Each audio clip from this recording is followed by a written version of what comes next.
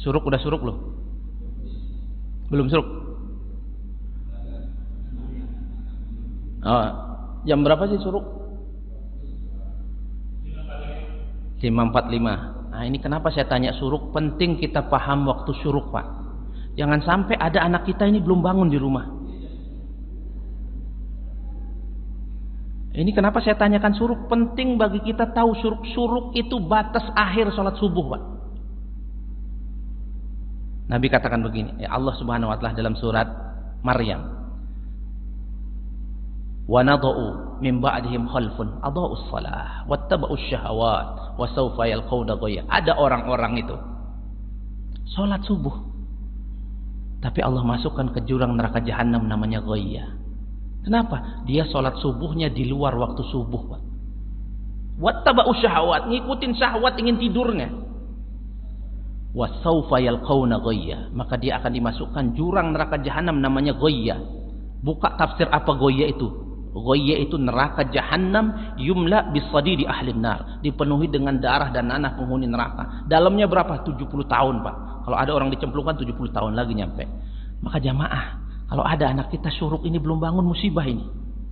Mending bangunin dia pagi sholat subuh. Kalau dia ngantuk banget, dia tidur lagi, nggak ada masalah. Walaupun kurang bagus tidur habis subuh, tapi aman, Pak. Timbang, kasihan, jangan dibangunin, hujan dingin, kasihan. La ilaha illallah, kita nggak kasihan anak kita. Tugas kita bukan nyari nafkah sebagai laki-laki, Pak. Ini salah satu tugas. Tugas kita yang paling penting apa? Ku anfusakum wa ahlikum naro. Ini tugas kita paling penting. Jaga diri anak kalian dari panasnya api neraka. Bangunin dia.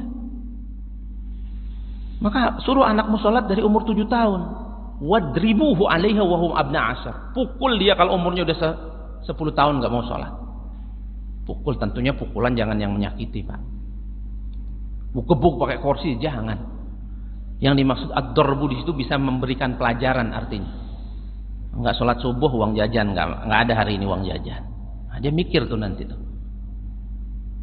Jadi jangan sampai dibiarin, Pak. Apalagi punya anak-anak remaja sekarang nongkrongnya luar biasa.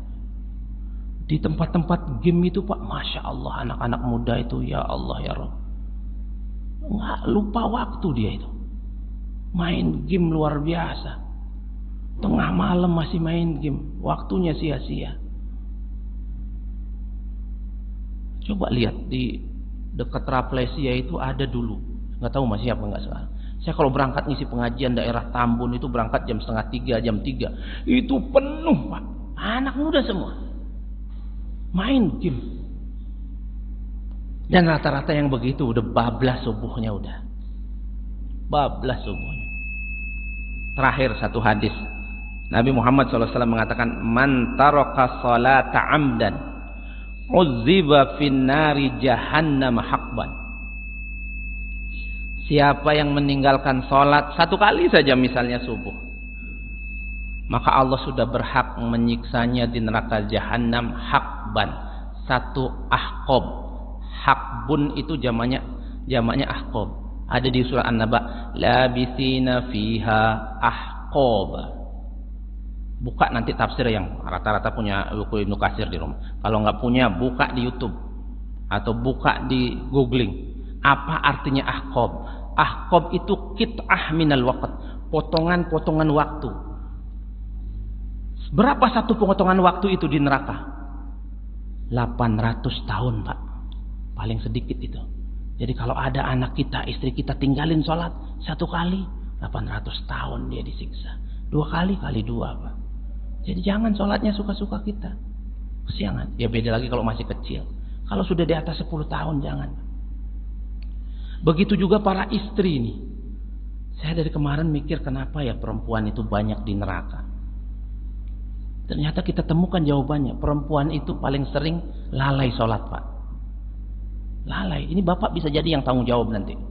Saya nggak nakut-nakutin, Pak. Bapak tanggung jawab. Kenapa? Karena bisa jadi kita nggak paham kapan istri kita haid, kapan berhenti. Dalilnya bunyinya begini. Idza aqbalatil haidatu fada'is shalah. Kalau istri kita haid, kalau ada perempuan haid, tinggalin sholat. Wa idza adbarat. Nah, di sini kita ambil.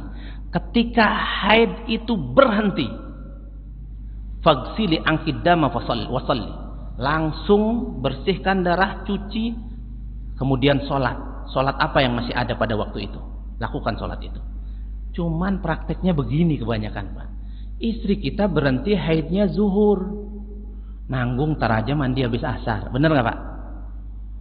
Berarti dia ninggalin sholat apa? Zuhur sama asar, Pak. Siapa yang tanggung dosanya? Padahal kata Nabi, selesai haid jam 10 siang haidnya, nanggung nanti aja mandi asar ya, zuhurnya lewat. Langsung mandi, sholat. Apa makanya istri itu nggak wajib kerja?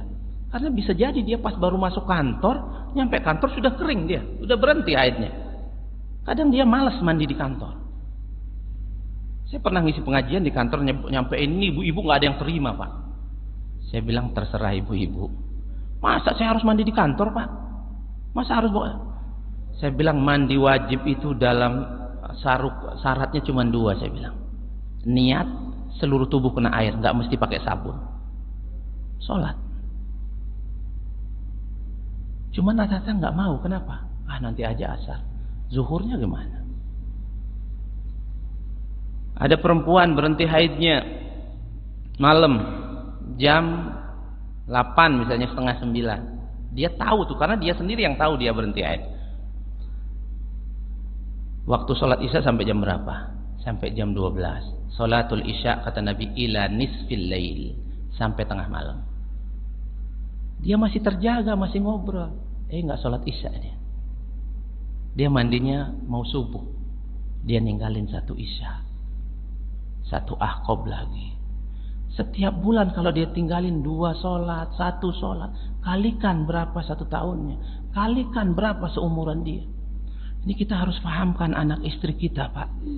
Banyak orang nggak paham ini. Nah, ini jamaah yang dirahmati oleh Allah. Tugas kita lagi saya katakan tadi, ku anfusakum wa ahlikum nar. Jaga diri kita, keluarga dekat kita dari panasnya api neraka. Aku qauli hadza wa astaghfirullah li wa lakum wal afu minkum. Assalamualaikum warahmatullahi wabarakatuh.